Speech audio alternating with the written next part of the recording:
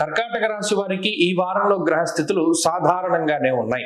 ప్రత్యేకించి ఈ వారంలో ఏర్పడబోతూ ఉన్నటువంటి గ్రహణము ఏదైతే ఉన్నదో ఆ గ్రహణ గోచారం తాలూకు పరిస్థితుల వల్ల కూడా పెద్ద చెప్పుకోదగ్గ మార్పులు ఏమీ లేవు. రెండవ స్థానం ముందు ఏర్పడుతూ ఉన్నటువంటి ఈ గ్రహణము మాటపరమైనటువంటి సమస్యలను తీసుకురావడము, కొన్ని సందర్భాల్లో మాట పట్టింపుల నుండి మిమ్మల్ని బయటికి తీసుకురావడము, ధన సంబంధమైనటువంటి విషయాలపైన ప్రభావితం చూపిస్తూ ఉండడము, కుటుంబపరమైనటువంటి విషయాలపైన, నేత్రములు అనగా కంటికి సంబంధించినటువంటి విషయాలపైన ఈ గ్రహస్థితి ఎక్కువగా ప్రభావాన్ని చూపిస్తుంది. అష్టమంలోనే గ్రహాలు ఎక్కువగా ఉన్నాయి. కర్కాటక రాశి వారికి ఇది చాలా ముఖ్యమైనటువంటి సూచన. అష్టమ రవి, కుజ, బుధ, రాహు గ్రహాలు, 4 గ్రహాలు కూడా అష్టమ స్థానంలో చాలా ఇబ్బందులు కలగజేస్తాయి.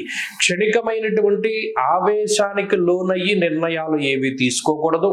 అలాగే క్షణకాలం ఆనందం కోసమని ఏ విధమైనటువంటి పనులు చేయకూడదు. అప్పటికప్పుడు ఏదైనా మనకి లాభం కలుగుతుందని ఆశించి ఈజీగా డబ్బులు వస్తాయనేటువంటి విషయంతో ఏ పనులు కూడా చేయకూడదు. అలాగే అతి ఆవేశాన్ని తగ్గించుకుంటూ ముందుకు వెళ్ళాలి. ఇవి ప్రధానమైనటువంటి సూత్రాలు. కర్కాటక రాశి వారు మరికొంత కాలం పాటు ఈ 4 సూత్రాలని ఖచ్చితంగా పాటించాలి. పాటిస్తేనే ఈ గ్రహస్థితి నుండి బయటపడతారు. అటు దుర్దోష శత్రు సంబాధ అన్నారు.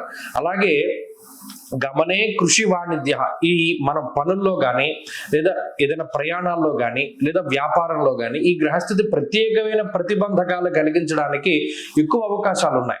అలాగే ఎవరైనా మీకు మాట ఇస్తే ఆ మాట తప్పడానికి వాళ్ళు ఎక్కువ అవకాశం ఉంటుంది. మీరు మోసపోవడానికి అవకాశం ఉంటుంది. ఇటు ఆరోగ్య పరిస్థితుల్లోనూ, ఆర్థిక పరిస్థితుల్లోనూ లేదా మానసికంగానూ కొంత ఇబ్బందికరమైన వాతావరణము గ్రహస్థితి ఉన్నది. ఈ మాటలు కొద్దిగా కటువుగానే ఉంటాయి. ఎందుకంటే మందు ఎప్పుడు చేదుగానే ఉంటుంది.